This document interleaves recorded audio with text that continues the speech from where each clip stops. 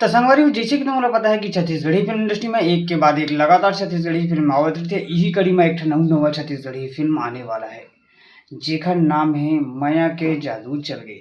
Cinema घर में ना रोमांटिक छत्तीसगढ़ी फिल्म आथे, मतलब वो रोमांटिक लव स्टोरी वाले कहानी, प्रेम वाली कहानी, लव स्टोरी ही वाले ज़्यादा चलते हैं। माया प्रेम लव वव यही सब ज़्यादा आते।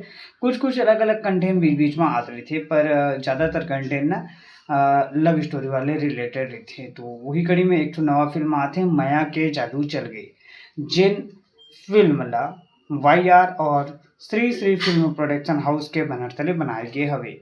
फिल्म ला जी विजय ह डायरेक्ट करे हवे।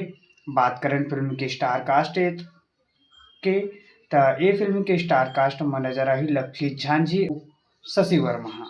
फिल्म ह 14 अगस्त के रिलीज हुई छत्तीसगढ़ी सिनेमा घर में। तुमन ये फिल्म पर कतेक एक्साइटेड हो कमेंट करो।